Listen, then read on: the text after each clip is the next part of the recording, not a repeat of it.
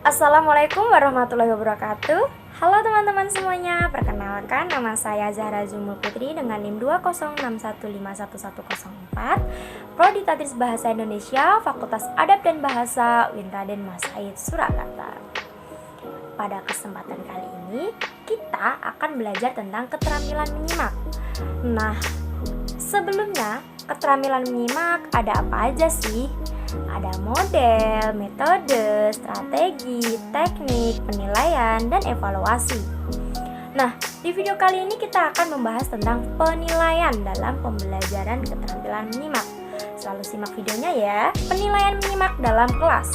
Setiap pelajaran di kelas menyangkut masalah penilaian.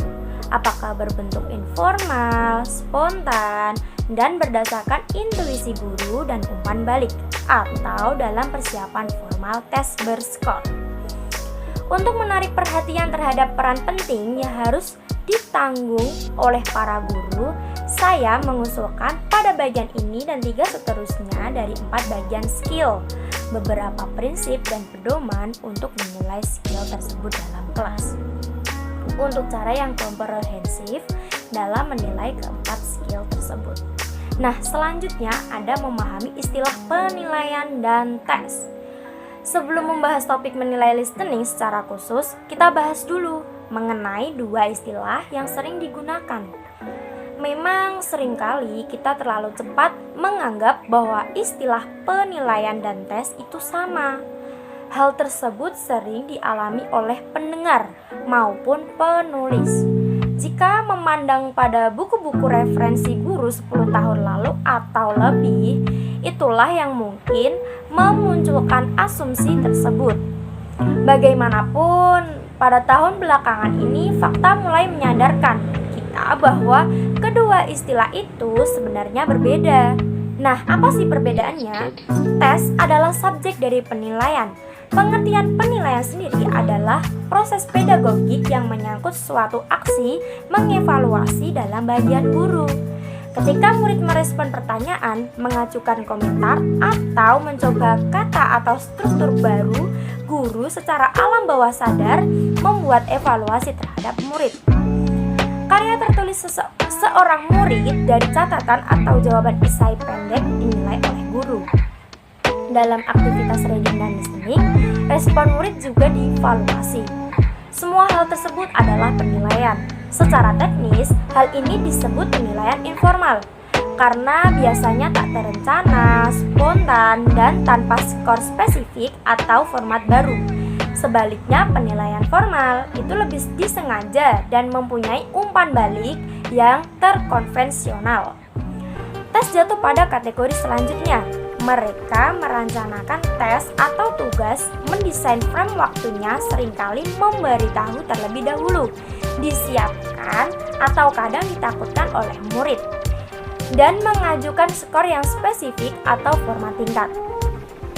Dalam mempertimbangkan penilaian kelas, kemudian siap untuk memperluas jangkauan prosedur pedagogik yang memungkinkan. Pada komentar yang mengikuti, untuk banyak bagian aspek formal penilaian. Proses informal terlebih dahulu digolongkan dalam beberapa macam pedoman dan contoh dalam bagian ini. Satu dari observasi pertama yang perlu dibuat dalam mempertimbangkan penilaian adalah bahwa menyimak itu tidak dapat diobservasi. Anda tidak dapat secara langsung melihat, mengukur, atau mungkin sebaliknya mengobservasi baik proses ataupun komprehensi yang berhubungan dengan pendengaran. Nah, selanjutnya ada tipe penilaian dan kemampuan mikro dan makro. Pada bagian ini kita telah melihat tipe menyimak dari intensif menyimak sampai ekstensif menyimak. Kita juga telah mengingat kemampuan mikro dan makro dalam menyimak, dari memproses sebagian bahasa sampai strategi, interaktif, dan skill kompleks dalam percakapan yang lebih luas.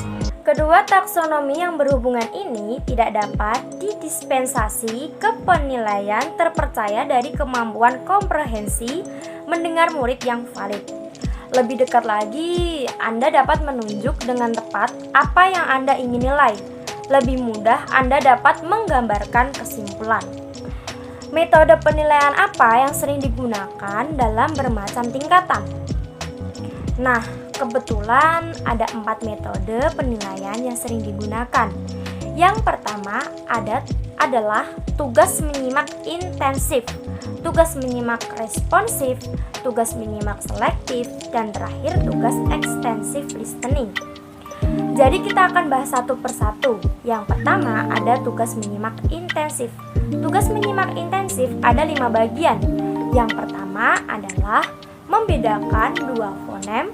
Yang kedua, membedakan 2 morfologi. Yang ketiga, membedakan pola penekanan. Yang keempat, pengenalan parafrase. Yang kelima, pengulangan.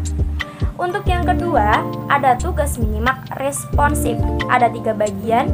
Yang pertama adalah pertanyaan multiple choice. Yang kedua, pertanyaan esai. Yang ketiga, rangkaian percakapan ringan. Untuk yang ketiga, ada tugas menyimak selektif. Ada 4 bagian, yaitu yang pertama, mengisi titik. Yang kedua, menjawab secara verbal. Yang ketiga, memilih gambar. Yang keempat, pengulangan kalimat. Dan yang terakhir, ada tugas extensive listening. Ada 6 bagian. Yang pertama adalah dikte. Yang kedua, mendengarkan dialog pertanyaan. Yang ketiga, mendengarkan dialog pertanyaan. Esai.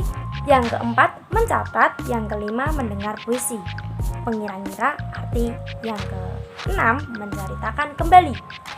Nah, itu tadi yang dapat saya sampaikan dalam penilaian keterampilan menyimak. Jika ada kesalahan kata, mohon dimaafkan karena manusia tidak pernah lepas dari kesalahan. Wassalamualaikum warahmatullahi wabarakatuh. Bye-bye.